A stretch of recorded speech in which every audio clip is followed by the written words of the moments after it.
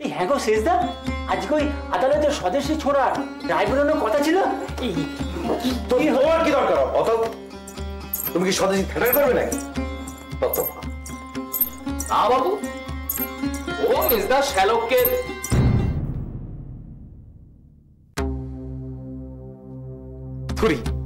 যতীন ছোড়াকে নিয়ে আমি মুখে কুলু পেটেছি। তাছাড়া মেজদা বারণ করেছে। আর কি দরকার ওই ছোঁড়াটাকে নিয়ে শুধু শুধু কথাবার্তা বলার?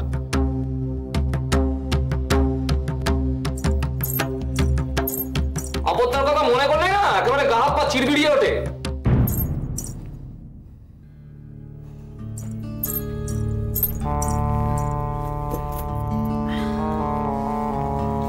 দিয়ে এসেছিস তেল? হ্যাঁ, ভুলে গেছিলাম।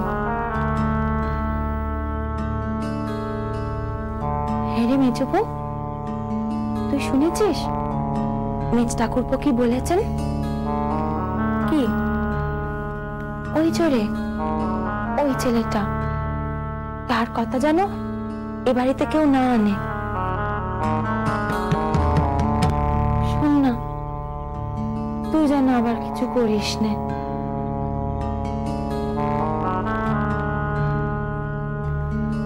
ও সব জানে না, আমি ওকে কিচ্ছু জিজ্ঞেস করবো না। বড়ঠাকুর জামাই যখন বলেছেন খবর নেবেন, ঠিক নেবেন, সে যেমন খবরই হোক। আচ্ছা, আমি কি ওনার উপর খুব বেশি জুলুম করছি? ওনার দাদার কি জানি না, উনি ঠিক আসবেন।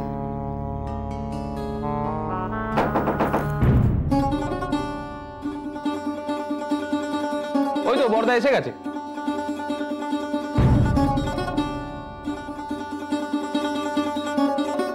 দিদি, আজ বড়ঠাকুরের বড়ঠাকুর জামাইয়ের বাড়ি যাওয়ার কথা ছিল না? ওনার দাদার খবর আনতে। তুমি চা হয়ে গেছে? দাও। আগো পেবো পেভা সব ফিরেছে? হ্যাঁ হ্যাঁ, সবাই ফিরেছে, দৌড়টা দিয়ে দে। হ্যাঁ দি। শুভর জন্য চা বসাও।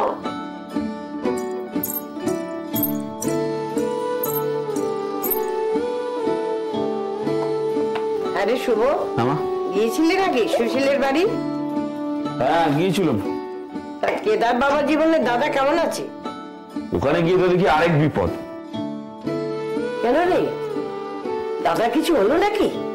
না না, দাদা ভালো আছে, এদিকে কেদার বাবু তো একবারে শয্যা নিয়েছেন। কি বলছিস রে? হ্যাঁ মা, ওই বুকে কফ জমে সে এক কেলেঙ্কারি কাণ্ড বাঁধিয়ে বসে আছে। ডাক্তার বলেছে এখন হপ্তাখানেক বিশ্রাম নিতে, একেবারে বেরোনো চলবে না।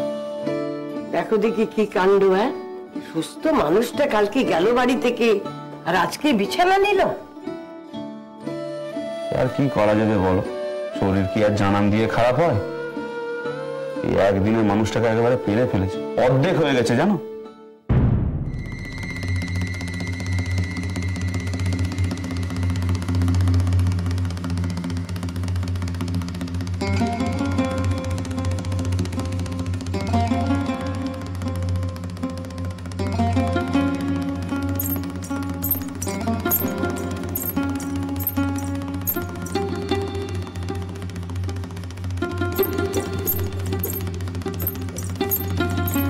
এদিকে এসো।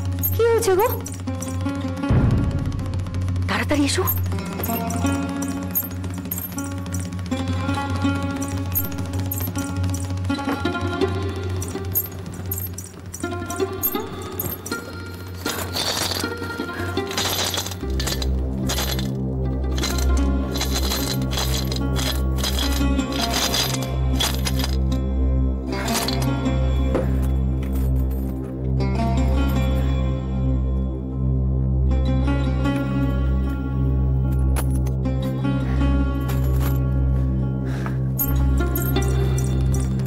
খুদু দিদি, তোমাকে আমার একটা কাজ করে দিতে হবে।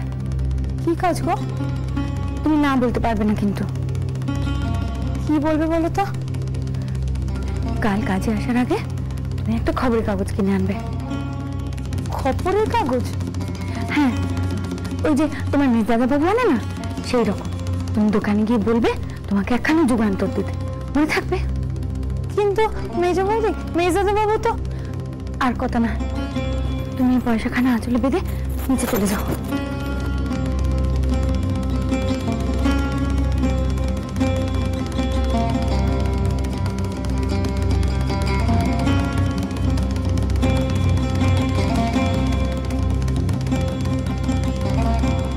কিন্তু মেজো বৌদি, ওই খবরের কাগজের দোকানটা কোথায় গো? বাজারের কাছেই হবে, সবাই তো বাজার থেকে ফেরার পথে কাগজ নিয়ে ঢোকে। শোনো, তুমি কিন্তু লুকিয়ে রাখবে, আমাকে লুকিয়ে এনে দেবে, পারবে তো? জানি না বাপু, তুমি যে কি করাচ্ছ না মেজো বৌদি, আমার কিন্তু ভয় করছে। কিচ্ছু হবে না, আর দাঁড়িও না, যাও নিচে যাও। ঠিক আছে।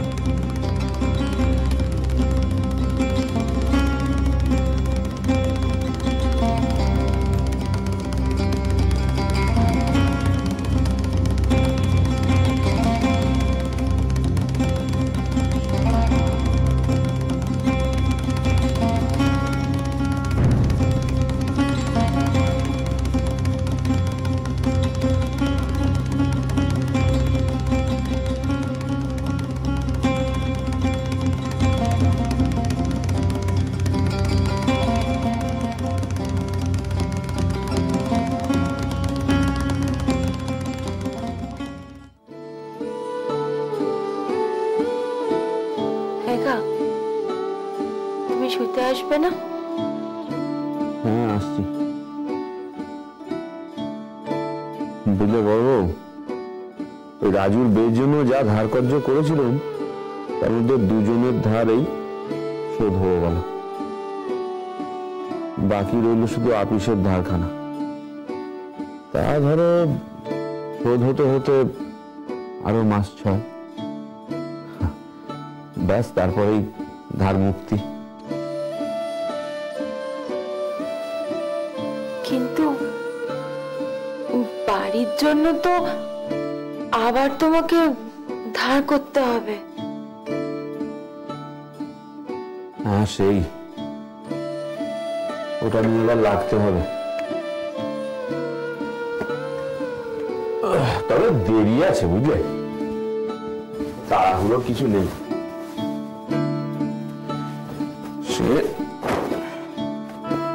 সে সব সময় মতো দেখবে হয়ে যাবে।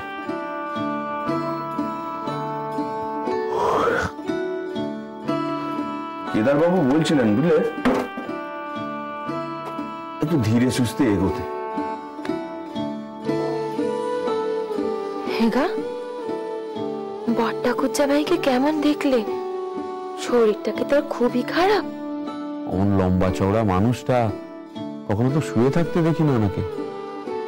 কেমন যেন দুর্বল হয়ে গেছেন, বুঝলে। তা এই সময় আর হাওয়া বাতাস শরীরে লাগলে একটু শরীর খারাপ করে। ও চিন্তার কিছু নেই, সামলে উঠবেন। ও আচ্ছা বড় বউ, মেজ বউকে কেমন যেন অন্যমনস্ক দেখলাম। কিছু হয়েছে নাকি গো? ওই আজ তো সেই মামলার রায় বেরোনোর কথা, তাই বুঝি। কোন মামলার বলো? ও ওই ওই বিপ্লবী ছোঁড়াটার না? হ্যাঁ, পেভা বলছিল বটে, তারপরে আর খোঁজ নেওয়া হয়নি। তো কি বেরিয়েছে গো রায়, কিছু জানো?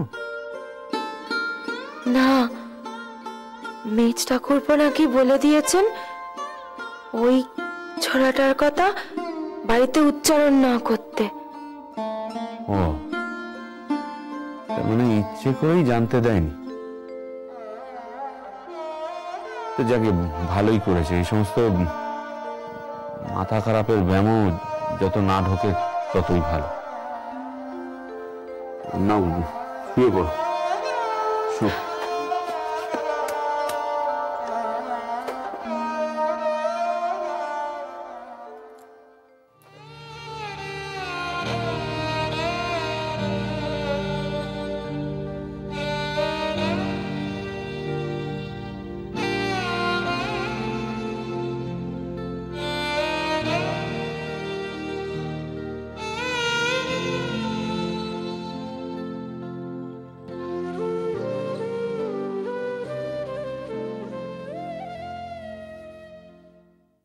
ঠ্যাঠা মেয়ে ছেলে কোথাকার, কতবার ডাকলো তো ঠাই ওখানে দাঁড়িয়ে আছে। চিন্তায় মরানি আমার ঘুম উড়ে গেছে। শালা 7 কেলে ভাই তোমার একা ভেবেছে, কিছু বুঝি না আমি। শালা পরপুরুষের পরে এমন টান যে স্বামীর সঙ্গে বিছানায় থাকা পর্যন্ত চায় না। টান আমি ঘোচাচ্ছি, দাঁড়াও না, ঘোচাচ্ছি।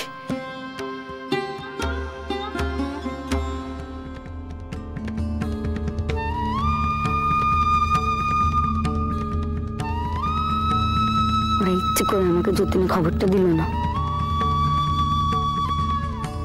ও বুঝতে পেরেছে আমি খবরটা পাওয়ার জন্য অপেক্ষা করছি, তাই ও বেশ। আমিও দেখব কেমন করে আটকায় আমাকে।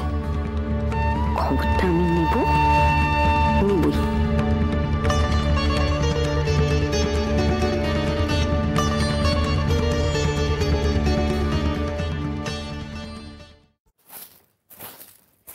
মেজো বৌদি, কত দিদি এনেছ? হ্যাঁ, তোমার মেজাদা বউ কোথায়? কল করে যেতে দেখলাম, তাই তো এলাম। দাও, নাও।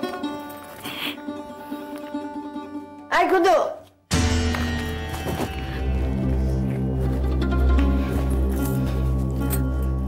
সাত সকালে ওপরে কি করছিস রে?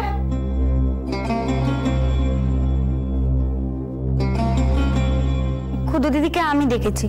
তা সকাল সকাল ওকে ডেকে ওপরে আনলে কেন? তোমার খেয়াল নেই যে বাড়ির পুরুষ মানুষরা এখন ঘর থেকে বেরোয়নি? বাসন মোজার কাপড়খানা বদলানোর দরকার ছিল, তাই।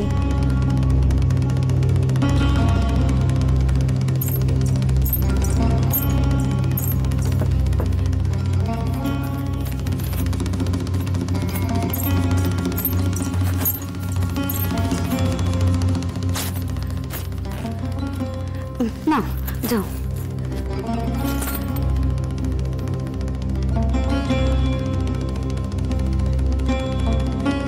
এখানে দাঁড়িয়ে আছো কেন? মহারানী কি নিচে যাওয়া হবে? বড় বউ একা কত সামলাবে? আমি এখনই আসছি, বিছানাটা তুলি।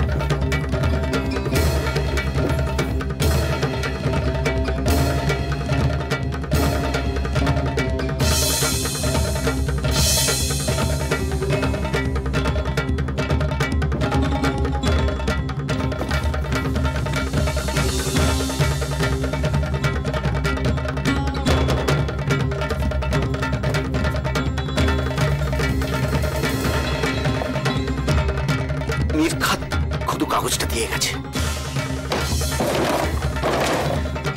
ওই ডর বলে কিচ্ছু নেই তোমার?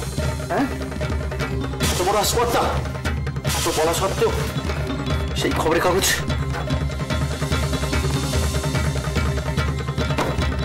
অমাননি না, অমাননি আমাকে অমাননি করা, আমি ঘুচিয়ে দেবো তোর অমাননি, আমি ঘুচিয়ে দেবো।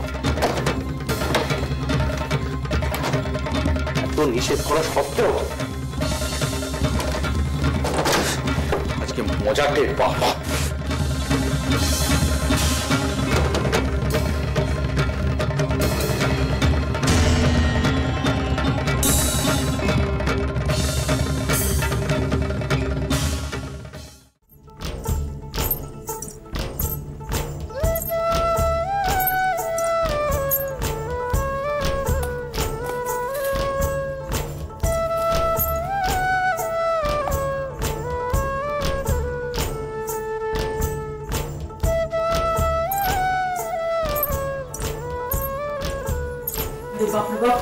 অনেক দেরি হয়ে গেছে আজ, কিন্তু কারোর জন্য অপেক্ষা করতে পারবো না, খেয়ে নিচ্ছি। বাবা তোরা তো তারা কিসের রে? সকাল সকাল কি রিহার্সাল নাকি? কেন, আমার রিহার্সাল ছাড়া কি আর অন্য কোনো কাজ থাকতে নেই? হ্যাঁ, কাজ? ওমা, মা শুনে যাও, শুনে। এই যে বর্দা, শোনো শোনো শোনো, তোমাদের বাড়ির ছোট ছেলে আজকাল কাজকর্ম করছে, শুনে যাও। শুরু করে দিলি না? হ্যাঁ, সকাল সকাল খোরাক একখানা জুটে গেছে, বেশ ভালোই। আরে অন্যের পেছনে না লাগলে তোর পেটের ভাত হজম হয় না? না, তার কোনো কাজ নেই তোর? কাজ নেই মনে হয়, আর আমাকে বলছেন? এই পেবোটা আবার আসছে না কেন? পেবো, এই পেবো, আরে ভাত বেড়ে দিয়েছো তো রে? মেজো কাকা বললো মেজো কাকা আজ বেরোবেন না।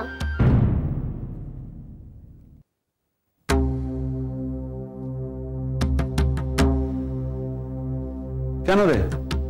সে আমি কি জানি, আমাকে বলেছে নাকি?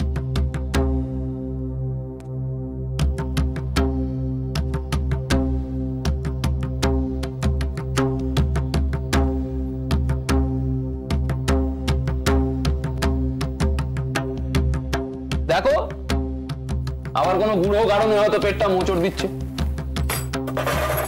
না না, কি হয়েছে সেটা তো